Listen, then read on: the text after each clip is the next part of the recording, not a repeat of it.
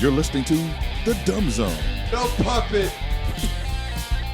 That's kind of where it goes. So we had to do so.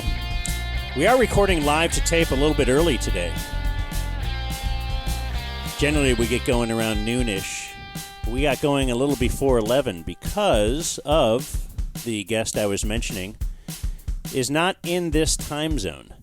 He is far, far away. The other side of the world, Jake. He is Bob Voulgaris. I'll go with that. First of all, we really appreciate your time. Second of all, I would like to say, so I heard you recently on a different podcast, listening to some different things you've done. The host had said, am I pronouncing your name right? It's Haralabos. And you said, yes, that's right. Haralabos, but yes. Okay, because I guess I got to know you, I got to know who you are and hear you and everything with Simmons for years. And he always said Haralabob. That's my Twitter name. It's kind of a nickname because I go by Bob. So somewhere along the line, Bob and Haralabos turned into Haralabob. I just kind of ran with it. So okay, Haralabos. I'd like to get that right, but it doesn't sound like he cares that much. No, that's there are more important things. Ways to make Haralabos more complicated, but I guess adding in another name that's very similar to it is another way to make it more complicated. So I decided to roll with it. Works. So you're in Spain right now. Haralabos, or Bob, is a former professional gambler. He's currently the owner of a Spanish soccer club, and so he's over there right now ruling with his iron fist. You may remember him from the Dallas Mavericks, as he was the Director of Quantitative Research and Development. As I understand it, you totally made that title up. I don't made it up. I was like, I'm not an American, so I think I was cognizant of getting a visa approved as quick and fast as possible. And so I think having a title that makes sense with my expertise, which is quantitative research and development, was part of it. Mark's pretty like, call yourself whatever you want. It's kind of fly by the seat of your pants guy. So I was like, how does this sound?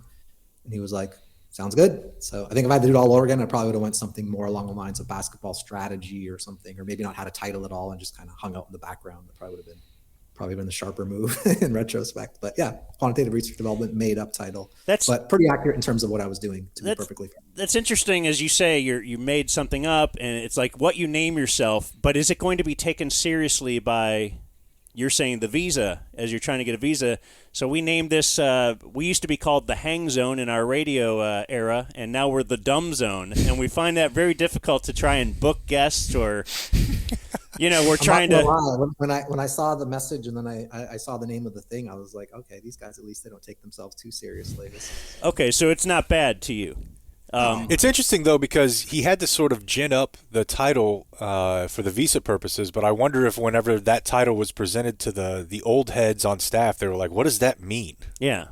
To be honest, there was no presentation to the old heads on staff. I don't think it was kind of, I think a lot of people. Yeah, possibly they didn't know.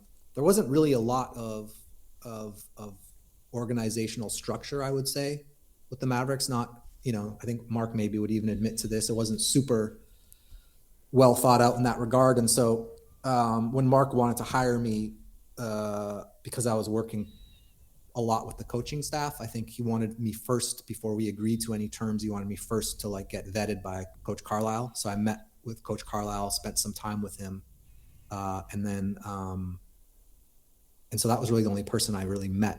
I met Donnie for the first time because I was, kind of shadowing Carlisle around, just talking to him, meeting with him. And then he had to go run practice. And so he just deposited me in Donnie's office. So the first time I met Donnie, I got deposited in his office. He started talking to me. It got kind of awkward. Didn't really know what was going on. So then I left. And then the guy who was his assistant, I think his assistant at the time, a guy named Max, I guess knew who I was and told him who I was. And I guess the gist of the story was Donnie realized I was wealthy in some way. So he called me back in there and tried to sell me a futsal franchise. That's a true story. He started and a Mexican G League franchise. Those are the two things he tried to hustling.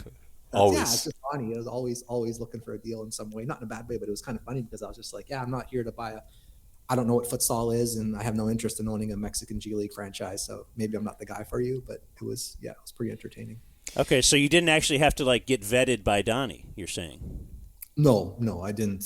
I think, in fairness to Donnie, I don't think he knew who I was, what I was doing, or why I was there. And so maybe that got us off on the wrong foot right away. To be fair, he was always very nice to me in person, especially the first little while. And then I think based on how things went in terms of the roles of how Mark, because Mark's, it was in my estimation, I think even by his, he's the ultimate decision maker there. So I think once people realized I had Mark's ear as well, I think then things started to change a little bit. But yeah, Donnie was always very nice to me up until like the very, very, very end. It's interesting you mentioned the organizational structure, because I guess I don't know how every NBA team works, but for a long time I've thought, obviously Mark is the ultimate decision maker, but I've just thought, I don't really know how this team is run. And even up to today, I know that Michael Finley is involved, but he's not the GM, but they have a GM in Nico Harrison, but he's supposed to be working hand in glove with Jason Kidd. It's all very confusing. Dirk is around somehow involved, but yeah, it's always just seemed like Cuban valued this sort of, we're going to throw a bunch of personalities and intellect into a room and just see what happens. There's some merit to that. I think, like, especially my experience now at the football club and hiring someone to help me run the sports department who was super detailed, structure oriented. Everyone had a job title, who they reported to, et cetera, corporate structure. That has its benefits. It also has its negatives in some way, because it kind of prevents the free flow of ideas, I think. And if you have someone like Mark who wants to be very involved and who deems himself to be like, the guy who should be making the final decision, I think it can work. Just everyone has to get along. I think that's the key thing. I can't speak to how other teams operate. I know I've interviewed with a couple different teams, and I think it's a lot of times the coach is involved. Sometimes he isn't involved. They're consulted. The one thing I'll say in defense of the Mavericks and any NBA team is, the number one goal of a general manager, in my mind, is his most of them, their goal is to save their job. And so that doesn't necessarily line up with the kind of the goal of what the team is. So they don't have the team in mind. So, but an owner has the team in mind. So like for my football club, we don't have a sporting director, which is the Spanish version or a football version of a GM. I'm the sporting director, and I'm making all of the decisions in that regard. And I think it lines up really, really well in that, because I'm the custodian of the club. I have the team's long-term best interests. Whereas if you get the coach involved, who's got 1 year left on his contract, is he really going to want to develop a young player versus signing a veteran? So it makes sense, but yeah, it wasn't super organized, and it definitely didn't contribute to I would say, healthy work environment the way the Mavericks were run. But it wasn't like a frat house either, which I think I've read a couple different people describe it that way or allude to it. It wasn't like that. It was still professional. It just wasn't, it wasn't a Fortune 500 company. I think the frat house thing came out after that. Who was the guy that had like a condom fall out of his pants? Sports Illustrated article, Pants DJ. Okay, that was that before you got there? Yeah, much before I got. When I got there, Synth was running things, and it was okay. My office was actually in the business side, because there was no room in the basketball department for my. But I always worked out of the basketball department. The people who worked in my department, the other quants, because there were several of them, they all worked in the on the basketball business side next to the Mark Cuban company's area. So he never saw a condom. Never saw a condom on the floor. Definitely did not. No. It feels like we've always thought like Cuban is. But it really is the dumb zone, isn't it? I mean, you really get in the mix, don't you? Cuban really is. He's the GM, though. It just feels like that's actually what he does, but he hires some people under him. I don't think that's unusual. I don't know if that's true or not, but at the end of the day, you had a franchise that's worth somewhere in the neighborhood of $3 to $5 billion. Why wouldn't you want the guy who's owns the team and cutting the supermax checks to be the one making the final decisions? I mean, I don't see anything wrong with it. It's not uncommon at all. You might think it is, but it really isn't. So in fact, the Luka trade was negotiated by Mark and the owner of the Hawks. They're the ones who finally got the deal done. So are you telling me the Hawks are also, there's lots of examples of this, I think. How did your association with Mark Cuban begin? I don't remember, to be honest. email. This predated Twitter, so it was probably email conversation. I worked, a lot of people don't know this, but I also worked for Mark and the Mavericks when I took a year off gambling, starting about a month or so before the All-Star break, the year before you guys won the title. So I worked from the pre-All-Star break all the way through to the start of the NBA, the following NBA season when you guys won the championship in 2011. I was contracted by Mark. So I was doing similar stuff for him then, advising him on players, player trades, etc. Most people don't know that, but that happened. So I think I had to start somewhere via email. I think also there was like a couple articles are written about me. And then I think that gave him more like information as to who I was. We met in person a couple times during summer league. For me, I wanted to see if I liked it. At that time, I wasn't financially in a position where I wanted to give up gambling for more than a year. So I went back to gambling because I wasn't going to go work for the Mavericks for a small amount of money. And then by the time I actually started working for the team as an official, non-contracted, but official team employee, my financial situation had changed. And I think also the amount of money he was willing to offer me also was a lot more in my mind substantial, even though it didn't really materially impact my life in any way. So I've heard you talk about this before, but it seems like you sort of had a healthy symbiotic relationship of respect with Rick. Yeah, why wouldn't you respect him? He's a great coach and a hard worker, and yeah, all he wants to do is win. He's a difficult guy. in Yeah, our dealings we with didn't him. have a symbiotic relationship, and how I would define a symbiotic relationship, but in his mind, I'm sure it was as symbiotic as it gets. I mean, I think, it's interesting for me looking back. I think I have to look back through the lens of how everyone viewed me. And so I think a lot of people are out for self-preservation. I'm not saying Rick was, but a lot of the people I interacted with in the office were either like, okay, I have to either pretend I'm this guy's friend because it'll help me with my job, or I have to actually try to be his friend because I want to get to know and learn a little bit more about the business of analytics or the approach. And then there were some people who are like, I'm never going to get this. This is outside my lane. If the organization is going in this direction, I'm going to become a lamplighter when electricity becomes about, and I'm just going to be, kind of evolved out. So with Rick, we worked really, really close together. We never really had any issues at all up until the very, very end when I left, before, like in March of the year. Everyone thought I was around for the whole year, but I actually just left at that point just because we had a couple instances pop up where I felt like he didn't have my back. But yeah, it was like, Rick's a tactical guy. He's very psychological. His idea of a great conversation is you both argue with each other for an hour and 30 minutes.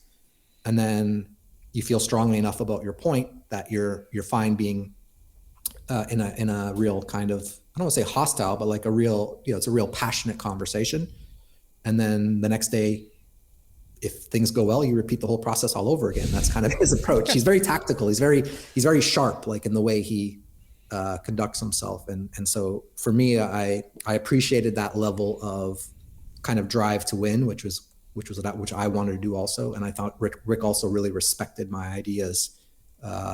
He didn't necessarily agree with everything I said, but he respected the amount of work and detail I went into providing my opinions on things, because I wasn't just spitballing stuff. I was doing, in some cases, lots and lots of research, or in other cases, had ideas that I already had predated when I was building my models to predict outcomes of basketball games. So Rick, in my mind, was someone I enjoyed working with. It also helped me learn how to deal with people in sports better as well, because I've learned that this is very common amongst coaches who have to lead men. They have to have this type of confidence in their beliefs and a way of going about things. So yeah, I had a good relationship with Rick. Can you give an example of something where he didn't have your back?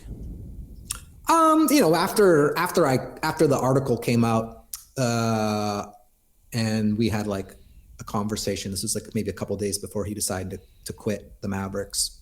I was like, hey, you're next, bro. Like, you think this kid doesn't like me? Like, it's not really about me. So, you need to figure that shit out. An example was just like, I think,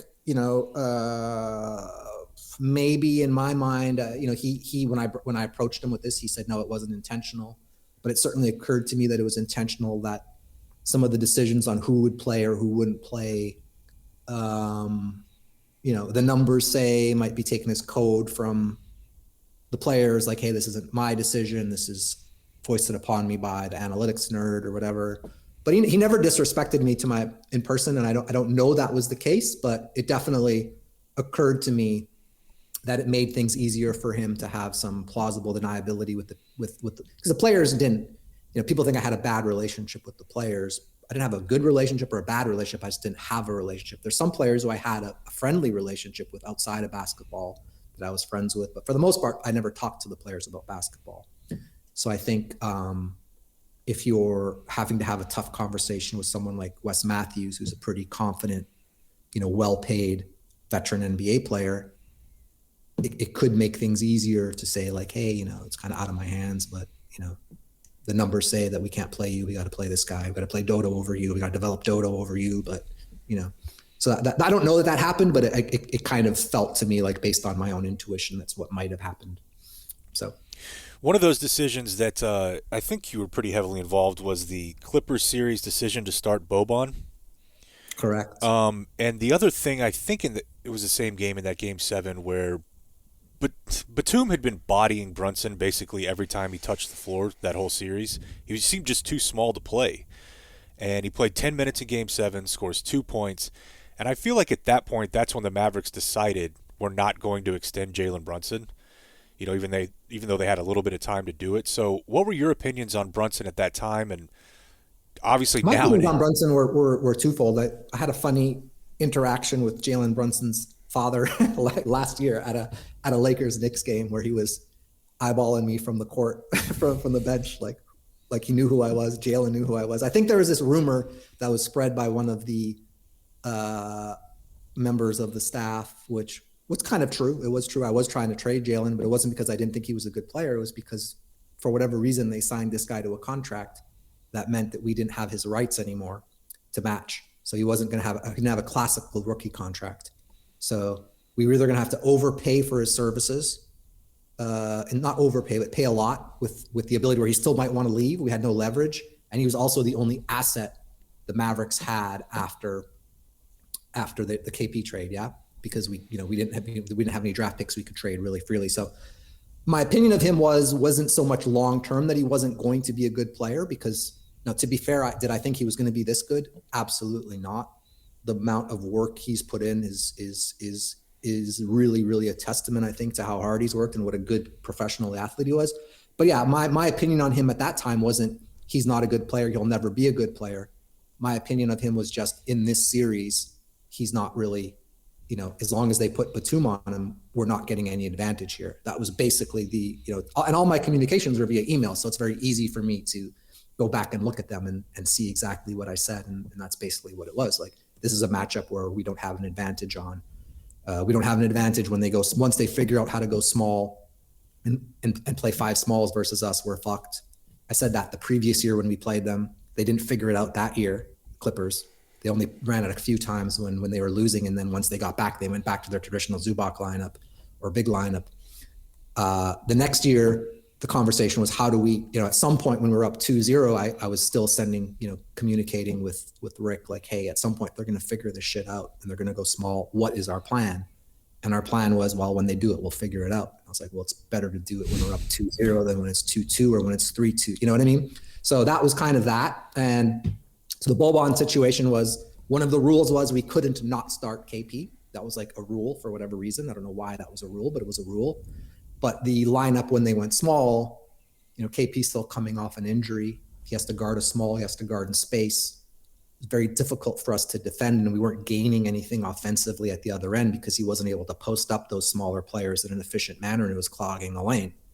So given the notion that we had to start him, the other option was, okay, let's not allow them to go small by putting in Bobon, which forces their hand. Now we can get some players in foul trouble. We can get some offensive rebounds. They had nobody who could guard Bobon.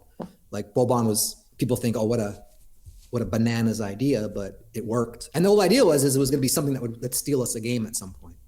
That was kind of the idea. It wasn't going to work long term, and it wasn't a Game 7 thing. We didn't do it in Game 7.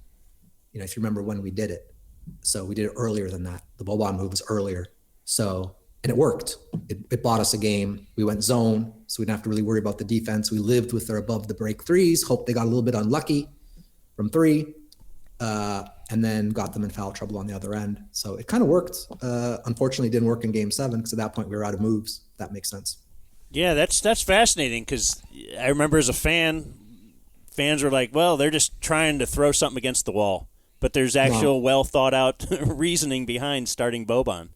I have the emails from it's funny, I have like the video clips from the year before when we put Bobon in there in the bubble in the playoff series, and he just put people under the basket. I mean, there was like a couple clips of Marcus Morris trying to guard him. It was effective. Funny anecdote to that is like last year, about a year ago this time, I'm at some like LA celebrity's birthday party in LA, and I see Ty Lue there, and I'm like, I don't know Ty Lue, but I knew Kenny Atkinson, who was on the staff at the time, and we had talked about this, and so I was like, I'm gonna go talk to Ty Lue. I'm introduce myself. So I introduced myself to Ty Lue. I was like, hey, I was the guy who worked for the Mavericks. And he's like, oh, you're the gambler. And I was like, yeah. He's like, was that you who wanted to do Bobon? I was like, yeah. I was like, we fucking hated that. When you guys did that, we were like, fuck. That was good, man. It was actually a cool moment. So yeah, playoff series are fun like that in the moves. You going back though a couple minutes ago, you mentioned something that I don't think really gets brought up enough, which is the initial Jalen Brunson contract is the real culprit.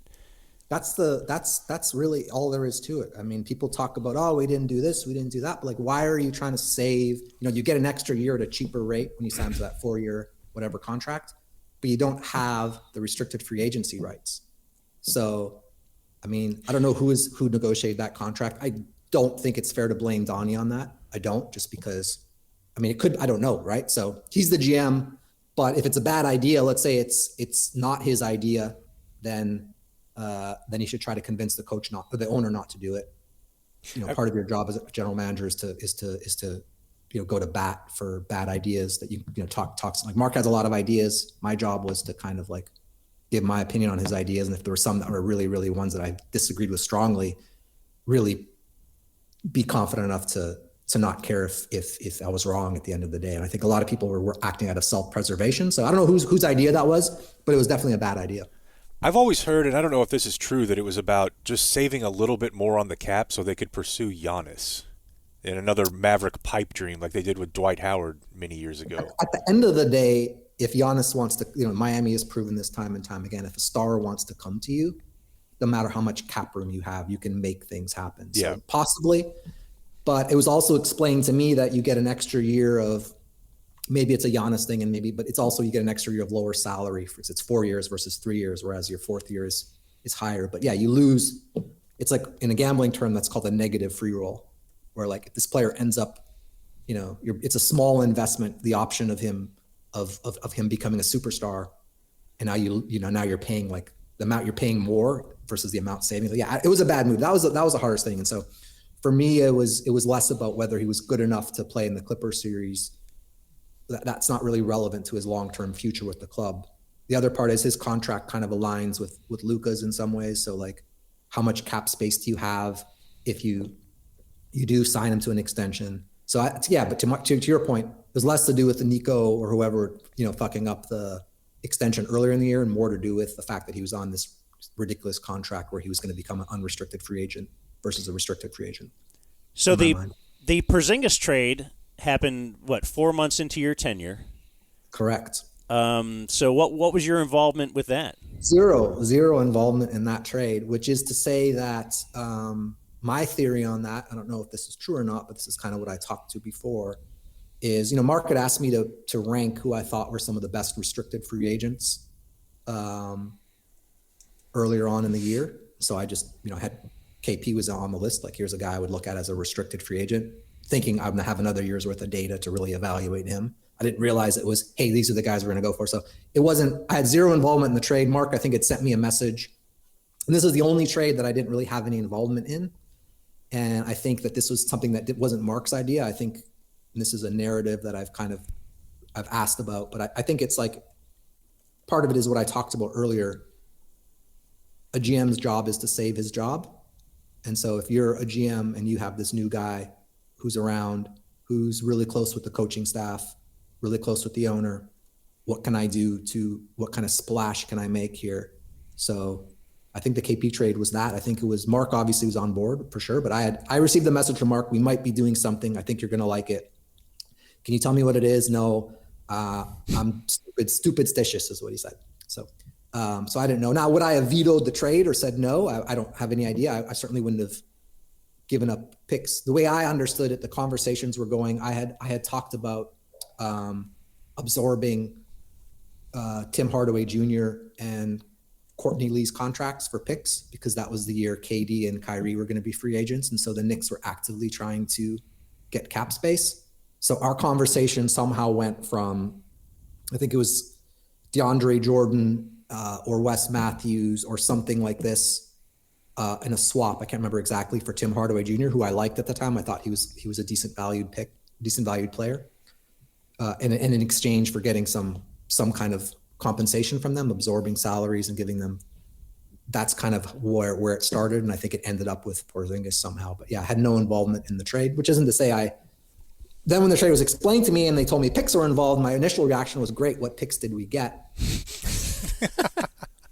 It's a true story. And then when I was told that we gave up picks, I was like, oh. And then of course you don't want to be the guy who's like, oh, what a stupid idea. Why did we do this? Da, da, da. Like, everyone was talking about, like, Don, this is how Donnie does. This is what he does. He's a deal maker. This is his expertise. This is what he's good at. This is why we need him, etc. So, I was excited at the possibility, but it wasn't, I've said this before, you don't align a superstar, like a future superstar, like rookie, like Luka in his rookie contract. You don't even know what you have yet.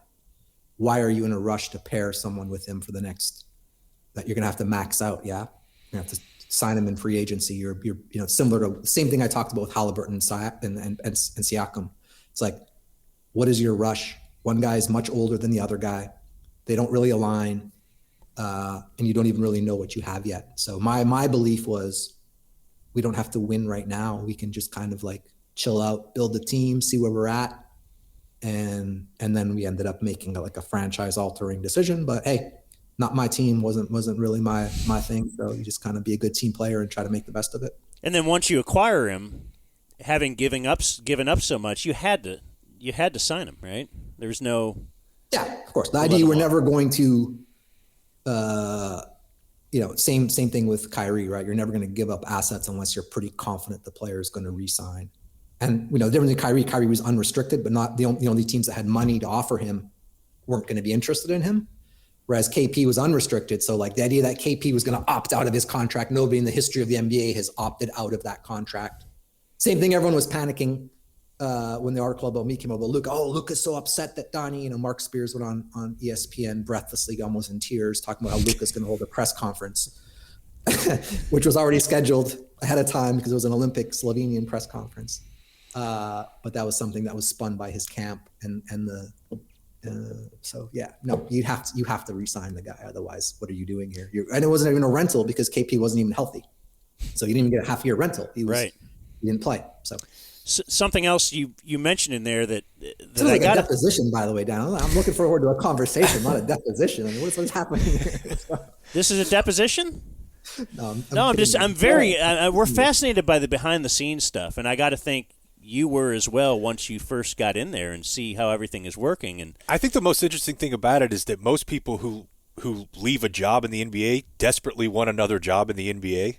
I turned down 2 jobs. So that's the thing, is they're not going to say shit because they're not going to burn a bridge. You're like, I don't need this, so why not? I think for me, like I think I'm much more.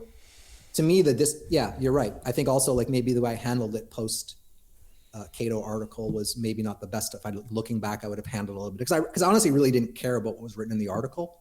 Like to me, it was nonsense. What I cared about was the organization's lack of response to correct the actual narrative of what happened. Keep in mind, everyone knew about the Donnie Nelson, Jason Luton thing at that point. Keep that in mind. That kind of just went away. Still pending, as far as I'm concerned. They have, as far as I understand it, that the lawsuit hasn't gone away, it hasn't been settled. But so understand that is in the background. Everyone knows this. They can't talk about it because everyone's still trying to protect Jason, and rightfully so. And also there's a pending lawsuit, so they have to be very careful. But also remember, in my mind, there was something else that happened with the Mavericks, which was the Tony Ronzoni situation in the hotel room in Vegas, and they had an immediate PR response for that. Mark's idea of a PR response for me, which is what bothered me, and I told Mark this afterwards. Now we're like totally cool, but my annoyance was that Mark's PR response was to do like the Streisand effect, which is to retweet retweet the article with the word bullshit. And it's like, okay, now you've just given it, 30, 3.5 more, however many followers you have on Twitter, more visibility. Not that it needed more visibility after Tim Cato went on his media whore tour of podcasts over and over and over again. But yeah, so that was like my issue was that. And people also don't know my personality. They think I'm this guy who's like difficult, and I'm an easygoing, don't what other people think of me doesn't really bother me. I care about the people I care about. So this wasn't really impacting my life negatively. It was just kind of like, oh, I thought you had my back. I gave you 3 years of my time and you paid me some amount of money. The money doesn't mean anything to me. I did this because I believed in the vision you sold me. And now where are you backing me on this? And I think, Mark's just in a different stratosphere in terms of wealth and fame, that I don't think he's ever really had anyone talk to him the way I talked to him in that regard. Like where, the stuff I said to him after when I was quitting was like, yo, bro, like, I don't want to be here anymore because these types of things are important to me. And so, but yeah, to answer your initial question, which I don't remember what it was, but it was something along the lines of, yeah, I didn't really care. I got offered other jobs. I would never work in the NBA again because at the end of the day, not being able to make a final decision really weighed on me a little bit. Like if I'm doing all this work and I'm dependent on some guy who's like, I like this guy better. Why? He's intangibles. That's not how I operate. So it was just a difficult situation. So yeah, I maybe I shared more than I should have, but it's just kind of my nature in some ways. You wouldn't take a run a franchise? You're the GM? Absolutely. Have you seen what these people look like after 5 years of running an NBA franchise? It's like becoming a president. They got 2 phones to one ear. No, absolutely well, you could do it your way. You don't have to do it the way they're doing it. But you still don't have the absolute. I mean, what is the goal here? Your goal is to give up your. I don't know. People seem like my life is pretty good.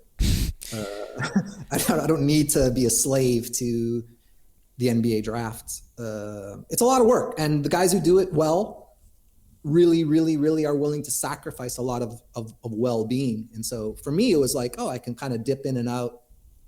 People think I was around Dallas all the time. Like, oh, I was going to Mexico, coming back with a tan. Like that probably didn't endear me to some of the staff. I was always working, but I had the freedom to work wherever I wanted to work.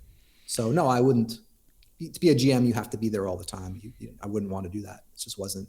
Maybe at some point I thought it'd be interesting, but once I saw the reality of it, how the sausage was made, I was like, nah, that's not for me. So the move then is to just go buy a team in a Spanish soccer league. Yeah, or an NBA team. I'm not rich enough. The NBA teams got more and more expensive along the way. So yeah, and I also, I studied basketball for 20 years. Basketball got a little boring to me after. Basketball, in my opinion, is kind of solved. You need a top 5 talent to win, and you basically spread the court and shoot a lot of threes. The math is pretty simple. Soccer is a little more intricate and a little more exciting to me because of that. That's what I was going to say. Is what's your background with soccer or analytics or strategy? Like anything, you collect enough data. There's a wealth of data available in football, soccer. We call it football over here. So building models, trying to predict outcomes of games, trying to predict what a player's worth. If you can give me the 11 players who are starting for each team, if I can predict the outcome better than the Vegas odds or here in the European sportsbook odds, then that tells me I'm onto something. It tells me I understand players. So that was kind of the impetus of it. During COVID, it was the first sport to start up again. So I became more interested in it then. We were already building models. I loved the idea of relegation and promotion. I don't know if you guys are familiar with this, but sure. Like the Detroit Pistons would be in the fucking 4th division of football somewhere now instead of the top division. In the NBA, failure is rewarded with draft picks. Here, it's a death sentence for some clubs, so that's exciting. So yeah, we just have like a different approach over here in terms of like we're a data-driven organization. We try to lean into our what we know, which is analytics and strategy and modeling. We identified our coach that way, the new coach we hired. So that was kind of the impetus for it, just something new. I liked Europe. I spent most of the summers in Europe anyway. So even back then, even during free agency, during the Mavericks one year, I was in Europe, basically in Greece, trying to help Mark out then. So that was kind of the impetus for it. Even in the second division, I guess, like, do the players over there, do you have tracking data? Yeah, we don't have, so we're in the third, just to be clear. Sorry. Hopefully we'll be in the second. We're in first place right now. We're tied for first. So we came close last year we lost the last game of the season 1-0. We're actually 2-1. We were up 1-0 at halftime.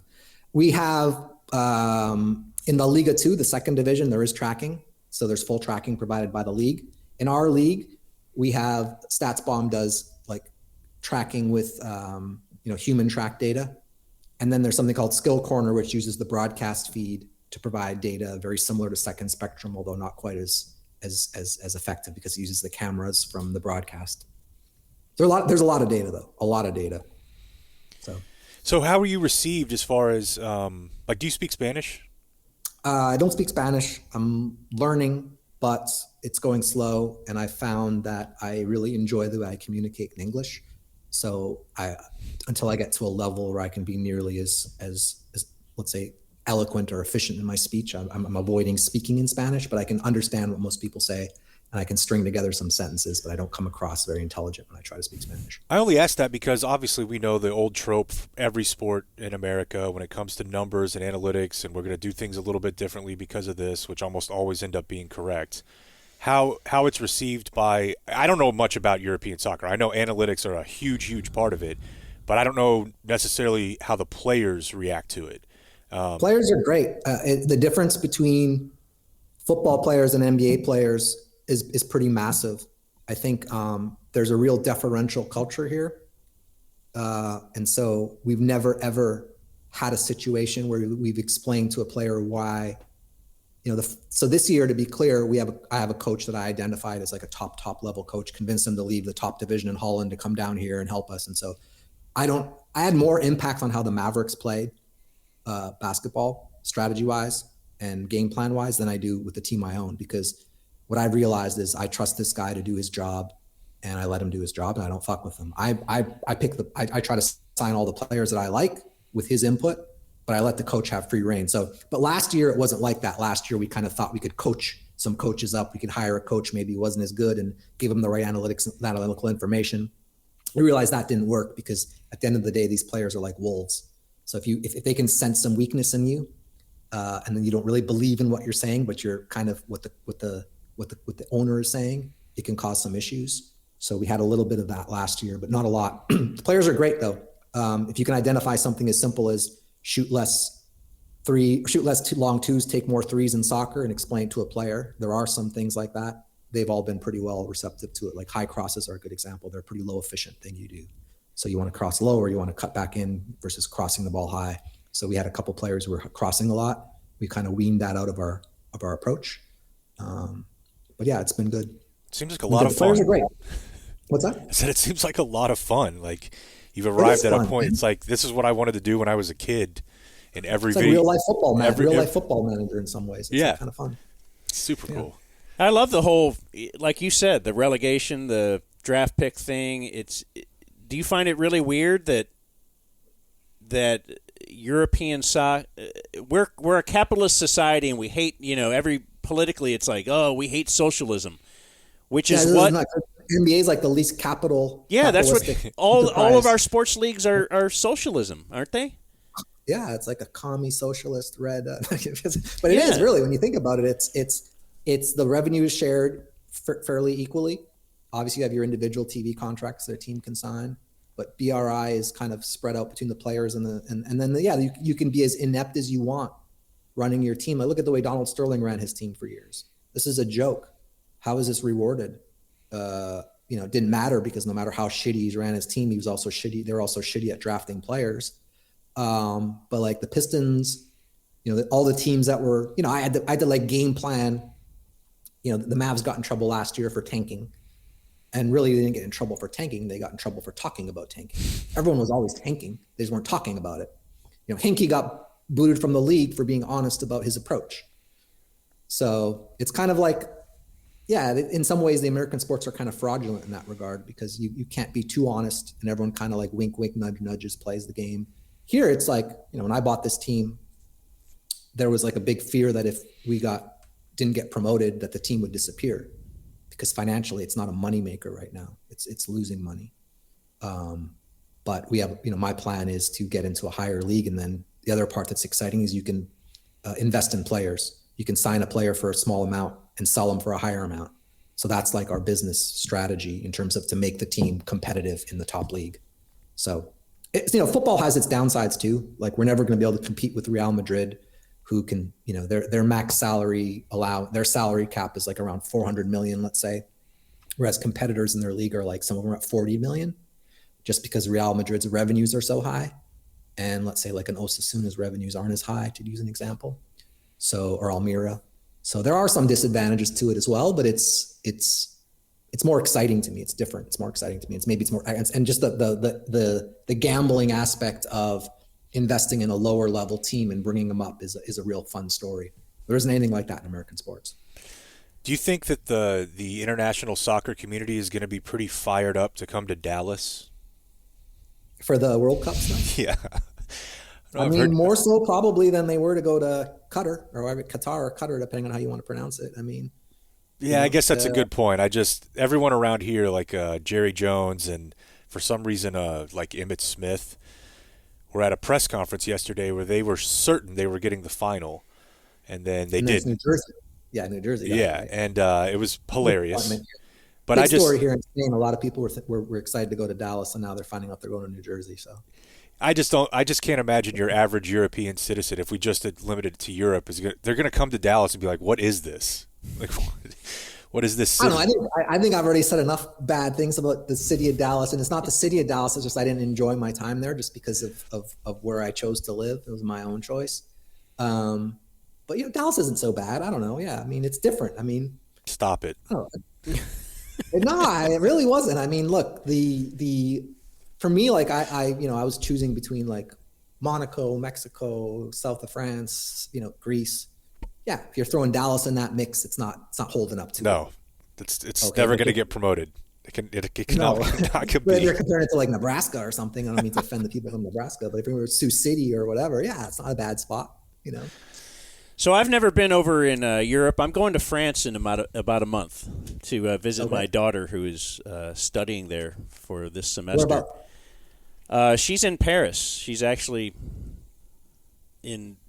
her apartment is like 2 blocks from the Eiffel Tower.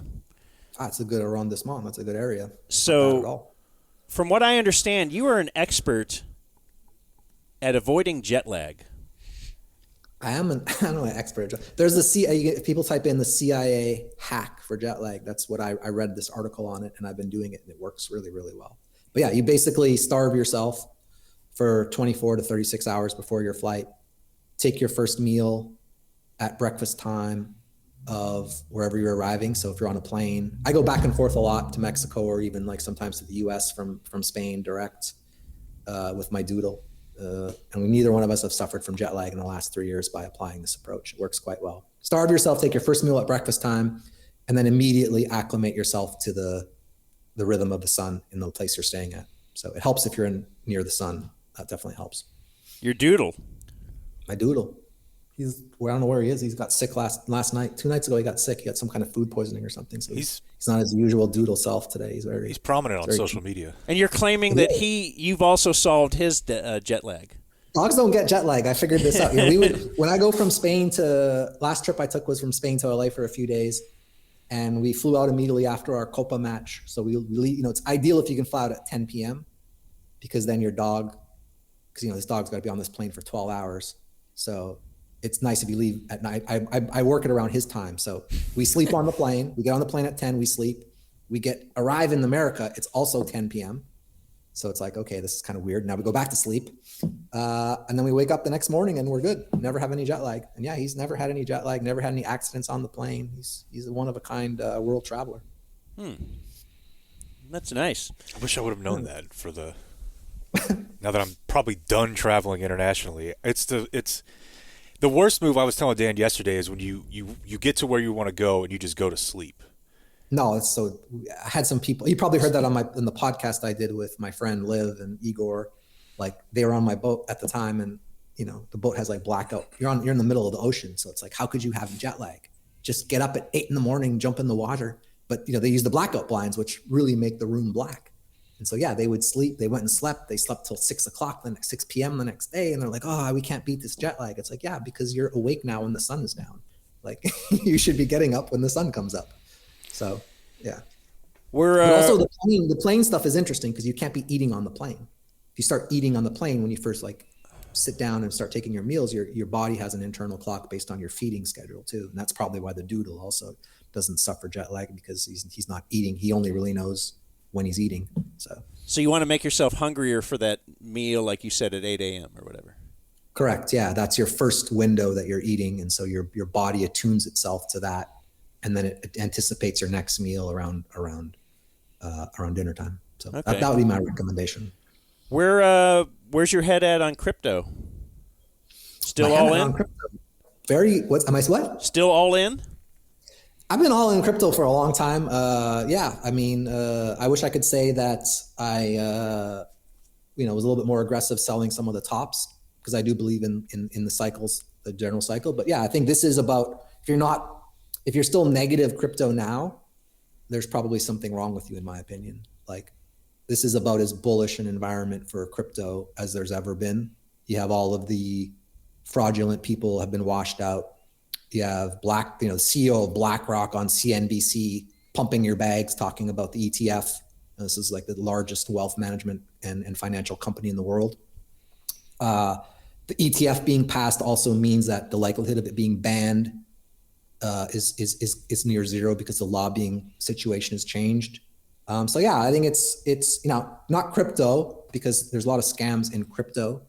Bitcoin isn't a scam because it's not crypto. It's its own coin that's decentralized and there's no authority on it. But yeah, there's always going to be scams, just like any type of financial instrument. There's going to be scams. But as long as you're in the right types of crypto, I think it's a pretty good time to start, scaling in. I think there's always a risk with it, and I think if you can stomach the volatility, you can kind of do well. I got RC into crypto, by the way, Bitcoin during the last bull run. Really?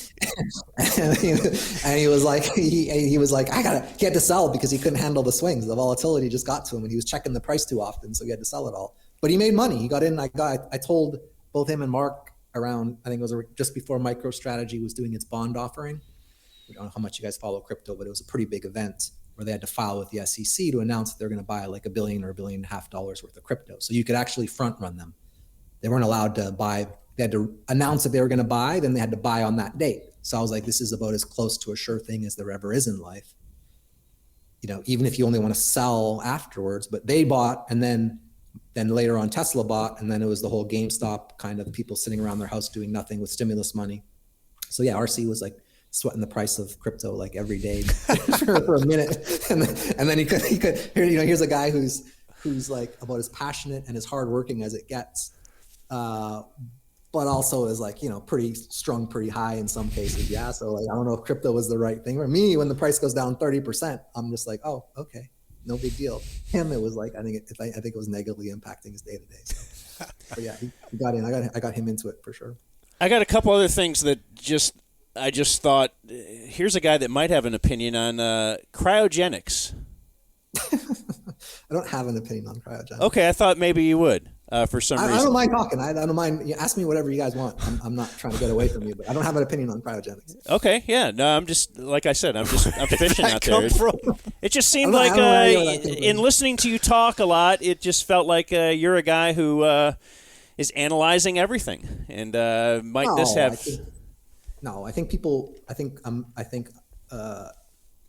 think I know what I know and I know what I don't know, and I don't know anything about cryogenics. It's good for you. I know that. I'm not looking to, I feel like my life's had a pretty good run. I'd like to live as long as possible. The idea of living forever doesn't appeal to me. So I feel like I'll accept it when it happens, and, as long as maximize every moment of my life, but not try to not trying to be like that Brian Johnson guy who's trying to like reverse age himself. Like at some point you have to just accept the fact that it's part of the natural rhythm of life, that it's going to end at some point. So appreciate every moment while you have it. Now you sound like an old school coach who's telling me that, this is just the way it's done, and you can't change things. One thing I don't ascribe to is coach speak. That was always my pet peeve in the NBA, was coach speak. This type of language, this codified language to explain things that can't be explained using words that sound good. But I'm not a coach speak guy. Like in the real world, Dan. Did you read Moneyball? Did I read Moneyball? You're familiar with Moneyball, right? Yeah, no, of course. No, I read Moneyball. I read Moneyball when it first came out. I was a big fan of Michael Lewis till he got paid to write a book about Sam Bankman-Fried. That was a complete that was a bad look. Yeah. It was, a lot of people really, got a bad look there. But I read Moneyball. I thought it was decent. I think it's interesting I think a lot of the stuff that was written about wasn't necessarily super accurate, just because it wasn't like they really solved baseball in that regard, but it was, it was a decent story for sure. Yeah. I just grew up a baseball nerd, and I love learning that everything I've been thinking is wrong. And a lot of your history seems to be with running into people who don't love learning that. And it's just like I never thought about it before I heard you say we should try to, sometimes you look at if you're making a trade in the NBA, I would think it's just about the players. But sometimes maybe look at the other team's GMs and who is looking to make a big splash because they got to save their job. And agents. Or who's a new owner, like the Suns. That's with one KD. That a lot of people talk about. Yeah. That's definitely one that I think is a in poker, there's always we call it like whale hunting or like looking for fish. Yeah. So KYC, know your customer. So identifying the weak spot at the table, like there's that, not Moneyball, but there's the movie Rounders, or like if you can't spot the weak player at the table, it's you. So that's kind of the philosophy. I grew up, people think I came from money or came from whatever. Like I grew up having to gamble, and not having to, but I chose to. And so for me, these types of things were always solving these puzzles were always important to me because it's fun, but also because it was financially rewarding. So yeah, I think that's something maybe that could be fun about being a general manager in some way, but also can be, a little bit difficult. But saving your job thing, I think, is something that's really, really, because you see it not just in basketball, but I think it's true amongst all sports. It's like, what can I do here to, handcuff my franchise is maybe the result, but hey, maybe I can just, run it back and create a splash. I didn't experience that as an owner of the team, but I definitely remember in the summertime, everyone was clamoring for us to sign a striker. And we had already signed one last winter, which was also the people almost revolted over when we made this move in the summer. We had our leading goal scorer of the team at the time, our striker. We let go to our number one rival because we needed a spot to sign another player who'd only scored 2 goals that year, but who our numbers said was very, very good. So we signed this player, Jesus de Miguel, let go our leading goal scorer, our leading striker. Our fans were in uproar. It was like a revolt. It would be like trading, not like trading Luka, but it'd be somewhat like trading Luka, for this town. And so now fast forward a year later, the guy we traded for is leading the league in goals by a big number. The guy we got rid of has only scored 2 goals since. So, but my point is that around the summertime, everyone was clamoring for me to sign a striker. And, it almost occurred to me at that point, okay, we already have a striker. It's this guy, Jesus de Miguel. But I almost signed one just to shut people up, And now imagine if I didn't own the team. If I was a general manager, I probably would have went out and signed one because I would have wanted everyone to see what a good job I was doing. It's also easier just to make the safe choice and go along with consensus, because when stuff doesn't go right, you can kind of be like, well, everyone else agreed with me. It wasn't an outside the box thing. Whereas for me, it's okay to make, to take risks and make big gambles and hope they pay off. So with your team, are you not there's always this performative thing in sports where we have to act really pissed if you lose. And, we have to walk on eggshell. We used to take trips with the Dallas Stars and going on their team bus after a loss. you couldn't smile. You got to keep your head down. You couldn't make a peep, and it was they always lose like so 35% of their games. Yeah, it was so illogical to me. I had a situation like that my first year with the Mavericks. One of the assistants on the bus or on the plane, excuse me, was like, they're all reviewing film. The last thing I want to do after we lose a game is to watch more film, because I feel like I want to have like a clear mind to watch it. I don't want to be upset.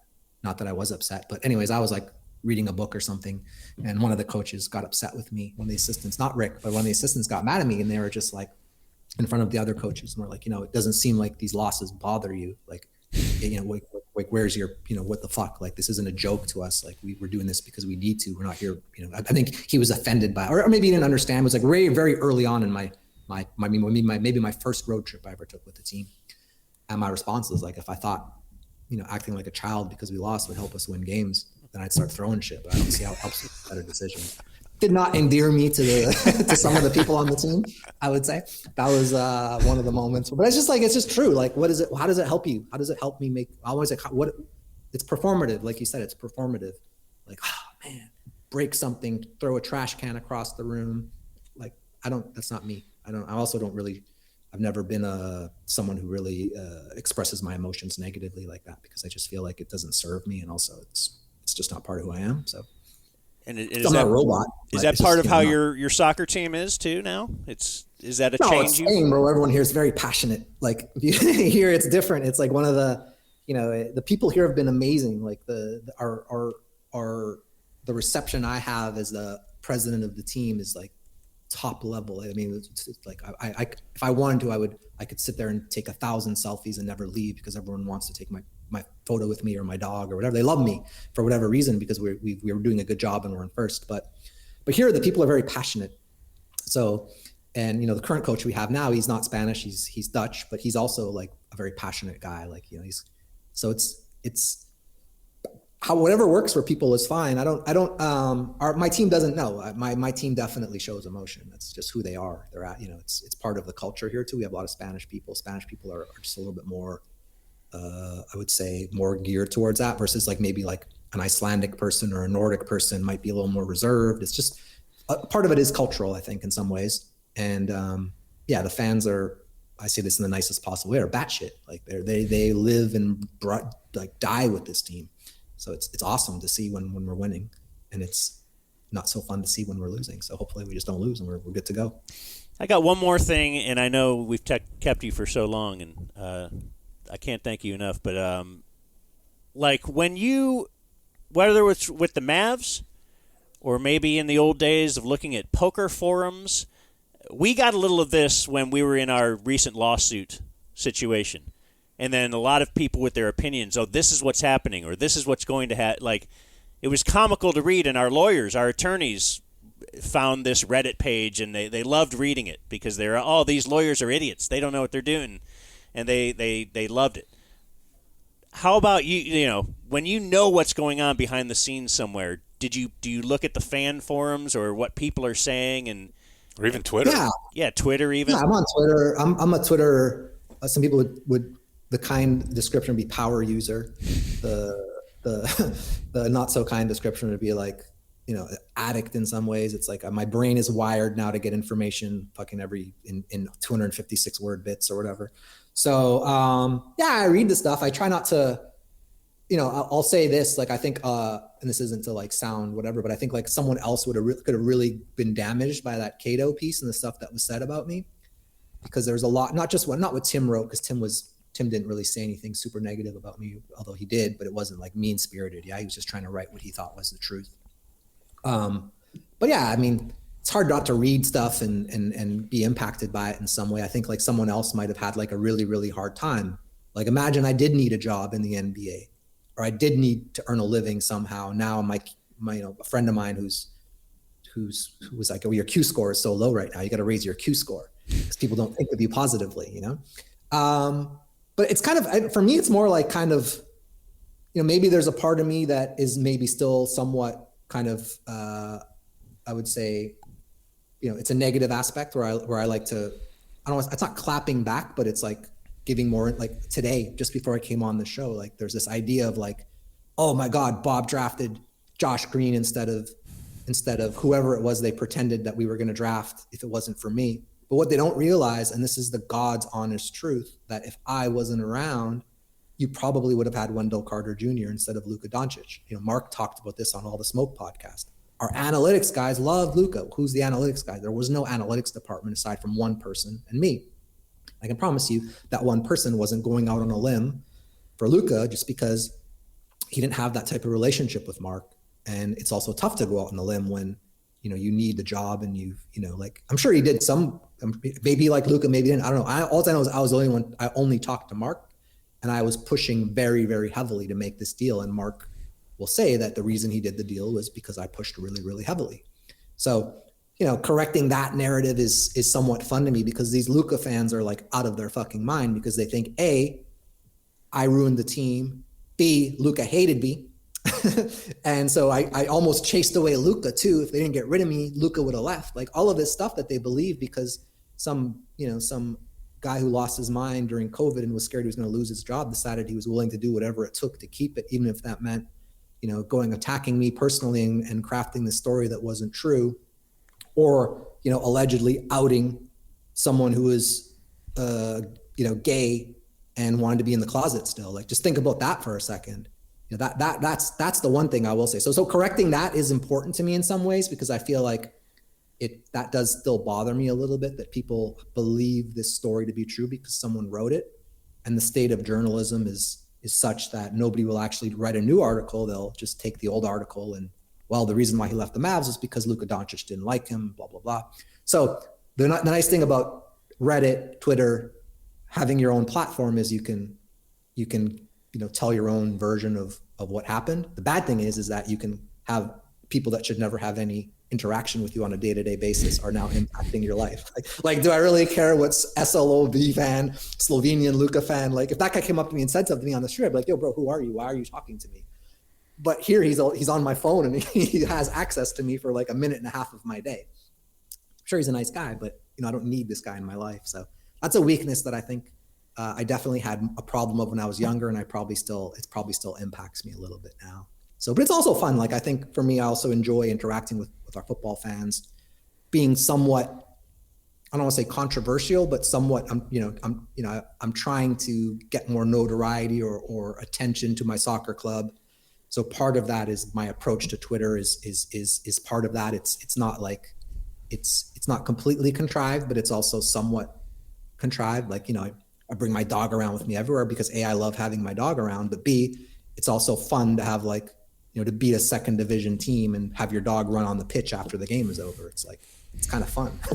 It made the news in Spain all over. So it got us some attention. So yeah, it is what it is. You guys are on Twitter. I mean, Jake, I wouldn't have even had contact with you if it wasn't for Twitter. So, it opens up some doors, and it also opens up your life to people that you probably shouldn't have access. You probably shouldn't allow inside your house or your life. So it's very tough too, but you have to at least try to tailor your experience. Like, I have no problem blocking somebody, and used to these guys would make fun of me. They're like, "Oh, you soft. You're just gonna." I'm like, no, I just don't. If there's negative energy coming my way that's not going to make me feel better, not going to make me a better professional, I'll just block you. Yeah, or mute. Sometimes I use the mute button so they don't even know that they're getting to you. I kind of like them to know, but that's more of a personal thing for me. You have to say really something to me like really, really rude to get blocked mostly. And also, like, for me, I don't look at my mentions that often anymore, and I'm kind of exclusively looking at the For You part versus the following, which is almost even more scary because now my For You feed is like completely tailored to this like thought bubble, this like bubble that I'm in, and it's kind of pushing you in one direction, but it's also kind of interesting because it's giving me stuff that I would never follow this guy. Now I'm seeing him, and it's kind of interesting, and it's pretty smart. It knows what you're paying attention to and what you're not paying attention to, and it's constantly feeding you more of that. So on the one hand, it's a little dangerous. On the other hand, it's also pretty brilliant in some ways. What's your favorite gambling movie? Favorite gambling movie? California Split is a good one. It's a classic. That's probably my favorite one, I would say. Yeah, I mean, yeah, California Split. It's an old one, but it's a good one. Rounders is great. I probably watched Rounders like 10 to 15 times. Anytime Rounders is on TV, I stop and watch it. Pay that man his money. So good. Yeah, so many. I mean, it's completely unrealistic. Like, okay, if you spot a guy's tell, the first thing to do is tell him about it so he gets angry. No, first thing to do is to keep on exploiting that tell for as long as you possibly can. But whatever, they had to wrap up the movie in an hour and a half, just like you guys probably have to wrap up this movie at some point. So. Maybe that should have been my question. Most realistic gambling movie? I don't know if there are any really realistic gambling movies. I would say, Molly's Game is the opposite of that. But the story behind it is I think even more crazy than people realize. Like, so I don't know if you guys know what Molly's Game, but she talks about this game, but like this is like literally the biggest poker game in the world. I played in it a few times, with some of the most famous people in the world. Now that one is spun through the narrative that she was like this hero which she wasn't, but that's most realistic. I don't know. I'd have to think about that a little bit more. There's not really that many good gambling movies. I thought about doing a gambling docu-series, or not a docu-series, but a series with drama, like an HBO style show with a friend of mine who's a writer, and we've spent some time thinking about that. But maybe when I have more time, I'll get into that, because there are some interesting stories in gambling, and there is a real opportunity for that. There was like a cool HBO one called, it only lasted for a very short period of time because the horses sadly kept on dying. I forget what it was called. But it was on HBO, and it was about Hollywood Park. No, I'm being serious. Like, really, it was sad. Like, the horses. It is like, sad. really, it's just. Yeah. I think actually quite good. I think horse racing should be eradicated. So it's just, I don't know. Yeah. Didn't you predict it would be gone in 15 years? Yeah, and I think I only have about 5 years left on that, so I'm probably Too much money. The lobby is too big. I grew up around the horse racetrack. That was my first exposure to gambling. That's where I first started trying to make money gambling with my dad. I was like 10 years old, but I wasn't, I was like sitting there with the math, doing like the buyer formulas and everything. But then I came to find out that it's a game that can't really be beat. But yeah, we owned horses at one point with some friends, or I've had some friends who own horses. The horses do know they're racing and they do want to win. It is interesting, but they're also, it's not safe, and it's inhumane, and it probably should be banned. If you really care about animals, it's hard to argue that it's a net positive for that sort of thing. So kind of a somber note to end things on. Well, I was going to say though, so they know they won, huh? Yeah. Your claim definitely. is, like, I had a friend who had a racehorse, and I mean, it knew the day of the. I mean, they're just like, I don't know, do you guys have pets or anything? Sure. Yeah. Like, it's amazing how smart these animals are. Like, my dog knows that I'm taking a shower at 7 to 8 p.m. at night, that like I'm going out somewhere, because it's just not like a usual occurrence for me. So like the look on his face is like, oh, like when I was dating for a while, I was like, oh, interesting. Like the look he gives you, like a sad look, right? He knows that you're leaving. He understands when I close my computer that it's time to go to, that usually means I'm leaving to go somewhere else. So it's just the sound of the computer closing will wake him up and want to go somewhere. Like, they're really fucking smart. So like, yeah, the horses know for sure. Like, this guy is like, he sits on the pitch without a leash, will not piss on the field ever. He goes like way on the perimeter of the field, because he recognizes that these are where the human beings are walking. And the field is grass. It's like the perfect spot to go. He'll actually go pee on rocks. So yeah, but he's an abnormally smart dog. But yeah, he never runs on the pitch during practice until I give him the signal. When the players go for a water break, that's when he's allowed to run and do his laps. And as soon as the water break's over, he comes back and sits at my side. It's the animals are smart. So yeah, the horses definitely, maybe not every horse knows, maybe not, glue stick number 6 knows, but the rest of them knows. That's a high. Yeah. That's a high. Man, we can't thank you enough. This has been super, super interesting, fun, Don't informative. In a bad way, guys. Don't take one clip and spin it into a negative. I know how you guys work. You're no, that ain't us. At some point, so you're gonna find the one bad thing I said.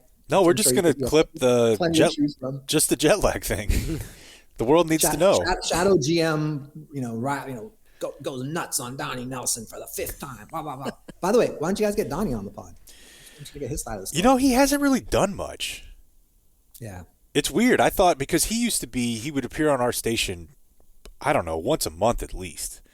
But I haven't heard much. I mean, probably some of that is the pending litigation stuff. Perhaps. Yeah. To be perfectly to not to, having some empathy for him. Like, here's a guy who put his entire heart and soul into the franchise for a long period of time. I think very quickly along the way, he kind of saw me as an enemy for whatever reason. His influence was slowly waning. Maybe he thinks he handled himself perfectly correctly versus me. Maybe he did. I don't know. But from my perspective, it is, I do have a little bit of, up until I found out about the alleged Luton situation, I had a lot of honestly sadness for him, because for me, it wasn't a competition really. Like, it would have been great to learn, work with him, learn some things that he could teach me. Maybe there's some things I could explain about it. It could have been a nice working relationship, but it really wasn't that, unfortunately. It was more combative or adversarial. So, but when I found out about the alleged, then my opinion of them changed a lot, because now I'm like, oh wow, depending on which side of the story you believe, he goes from just being someone who's very cutthroat and competitive to save his job to, this is depending on which side you believe. Yeah. So, I don't know. But at the end of the day, you ended up with a football team instead of a futsal team. So what a win, right? There you go. That's the way to end the pod. Yeah, you came out okay. Did Cato ever call you for comments or anything before he put that out? 15 minutes before he was about to publish the article, I believe minutes. He sent me a text message, asked me if I want to comment on anything, and my response, I never did any media. So I was always just like, not interested. No, I had no idea what he was talking about. Didn't think it was going to be good for me, but didn't care either. I was on vacation at the time, so I was just like, and then the article came out and my phone blew up, and I was just like, oh, this doesn't seem good. But it was also kind of funny at the same time, because it was also around the time Mark was dabbling in that. Mark released a blog post that day on Iron Protocol crypto thing that ended up turning out to be a Ponzi scheme, and so it was like literally the same day. And I actually sent him a message the night before. I was like, hey, you might want to get out of this Iron thing. It's a Ponzi. And he's like, no, it's not a Ponzi. And I'm just like, well, it wasn't created by a guy named Charles Ponzi, but Ponzi. So here's the math behind why it won't last. And then the article came out. So my response to him was like, hey, did you ever get out of Iron? Because it was like a pretty busy day for everybody, and he didn't. So that was kind of maybe, it's kind of funny. Were you surprised he in the sale this year? Yeah, very surprised. In fact, I talked to him about it afterwards, and I was just like, I never thought in a million years you would ever sell the club. And, but I'm sure he's explained his reasons for it. I'm not going to, it makes sense to me. There's all kinds of, and I had lots of people like, oh, is it because of this? Is it because of that? Is it because of that? Is it because of this? And I'm just like, I just think he just wanted to, he understands what his strengths and weaknesses are, and he understands where the league is going. And, he's also been doing it for a long time, and why not, so but it did surprise me. Yeah. But I mean, if he's able to still maintain control of the team, seems like a pretty good deal for him, however long that lasts. Yeah. All right, man. Well, thanks so much. Yeah. Thank you guys. Enjoy. I'll definitely follow along and see what you guys are up to. And happy to help, happy to provide some color, hopefully give you a little bit of entertainment. So, well, we have a new favorite Spanish soccer team now. We do. What's the name of the team? Let's Castellon, no? All right, there you go. I literally CD Castellon. Yeah, that just means Club Deportivo. It's like Club Castellon, basically. But I mean, of course I knew that. That's like this weekend when they take on Ceuta. There you go, Ceuta. Thank you. Which is like technically almost in Africa, but it's technically a part of Spain. You don't say the AD. Even though they are AD. Exactly. Ceuta. Yeah, we play them, big match. And then the third to the last week of the season is a battle between current number one and, well, they're basically tied with us. So that'll be a big game. The winner of that likely gets promoted. So hopefully it'll be us. How do they have a team in Ibiza? They were in the second division last year. How would you ever get anything done? Yeah, I almost bought that team because I was like, I would rather live in Ibiza. It's a nice area. It could be fun. It seems like you were primarily looking at clubs located near the water. Exactly. I didn't want to buy a club that wasn't accessible via boat, basically. So that was my. I'm going to buy a jersey. Haralabos Voulgaris. I'll ship you guys some stuff. Yes, Haralabos. Awesome. I will buy a jersey as well. That's our main focus now. This. Let me fix the store first, because the store, I just had a meeting today. The store is a nightmare. So let me take care of that first, and then you can buy a kit. 'Cause I think the U.S. shipping is expensive. The navigation is not great. I only focused on the sports side for the first year, And now I'm trying to pay more attention to the business side because I feel like there's some stuff we can improve there. So We feel you. give me some time. Yeah, we know how that goes. All right, man. Well, maybe we do this again Enjoy the sometime. rest of your day, man. See ya. Yeah. Thank you so much. Yeah, thanks a lot. That's the great Haralabos.